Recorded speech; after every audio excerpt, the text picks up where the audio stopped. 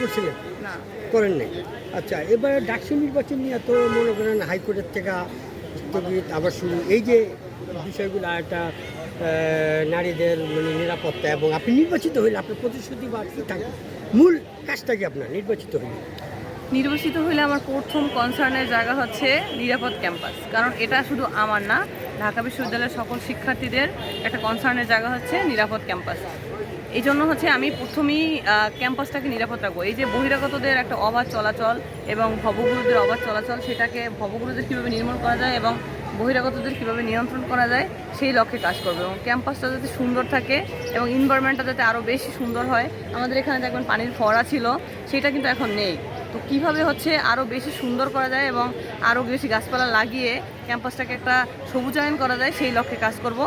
এছাড়া যদি সেকেন্ড বলি, আমি ডাকসুকে নিয়মিত ক্যালেন্ডার ইভেন্টে পরিণত করা, কারণ আমাদের ডাকসু আনার জন্য আন্দোলন সংগ্রাম করতে হয়েছে, সেটা যাতে পরবর্তীতে না করা লাগে, এটা যাতে প্রত্যেক বছর হয়, স্বতঃস্ফূর্তভাবে হয়, সেইটার লক্ষ্যে ইনশাল্লাহ কাজ করব। এরপর যদি আমি বলি গঠনতন্ত্র, ডাকসুর গঠনতন্ত্রে কিন্তু ডাকসুর প্রতিনিধিদেরকে একটু খুব কম ক্ষমতায়ন করা হয়েছে, যাতে ডাকসুর প্রতিনিধিদেরকে আরও বেশি ক্ষমতায়ন করা যায় এবং আমরা আমাদের বেসিক রাইটসগুলো যাতে নিশ্চিত করতে পারি, সেই লক্ষ্যে কী বলে গঠনতন্ত্রটাকে চেঞ্জ করা। এবং এরপর যদি বলি বাসস্থান সংকট, আমাদের দেখেন বাসস্থান সংকটটা কিন্তু খুবই প্রকট আকার ধারণ করেছে।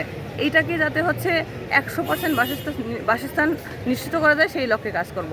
এরপর যদি বলি আমি খাদ্যের কথা, আমাদের কিন্তু খাদ্যের পুষ্টিগুণ নিশ্চিত নয়, আমাদের খাদ্যের পুষ্টিগুণ কীভাবে নিশ্চিত করা যায় সেই লক্ষ্যে কাজ করবো। আমাদের খাবারে দেখা যায় যে অস্বাস্থ্যকর খাবার আমাদেরকে সার্ভ করা হয়, যেটা আমাদের শরীরের জন্য খুবই ক্ষতিকর।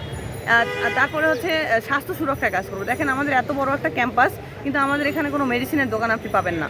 তো আমি হচ্ছে আমার চেষ্টা থাকবে যে প্রত্যেকটা কর্নার, মানে কী বলে, ক্যাম্পাসের প্রত্যেকটা জায়গায় একটা মেডিসিন কর্নার বানানো, যেমন লাইব্রেরির এইখানে একটা বানানো, বা হচ্ছে এফবিএসের ওইখানে কলা ভবনের পাশে, যাতে শিক্ষার্থীরা খুব সহজেই এই মেডিসিনগুলো কালেক্ট করতে পারে তাদের স্বাস্থ্য সুরক্ষায়। এবং নারী শিক্ষার্থীদের জন্য আমি বলবো যে স্যানিটারি নেপকিন অনেক সময় দেখা যায় যে আমাদের দোকান না থাকায় কাছাকাছি তারা হচ্ছে ঝামেলায় পড়ে, সেই কারণে আমি হচ্ছে শিক্ষার্থীদের স্বাস্থ্য সুরক্ষায় স্যানিটারি নেপকিনের ভেন্ডিং মেশিন বসাবো। এছাড়া যদি বলি, আমরা গবেষণার পরিবেশ কিন্তু আমাদের নেই, তো গবেষণার পরিবেশ কিভাবে তৈরি করা যায়, এবং হচ্ছে লাইব্রেরি, আমাদের এত বড় একটা বাজেট আসছে ঢাকা বিশ্ববিদ্যালয়ে, কিন্তু আমাদের লাইব্রেরির জন্য কিন্তু বাজেট দেওয়া হয় নাই। আমাদের যে লাইব্রেরিটা এখন বর্তমানে এক্সিস্ট করতেছে, সেটা কিন্তু সিটের সংখ্যা খুবই কম।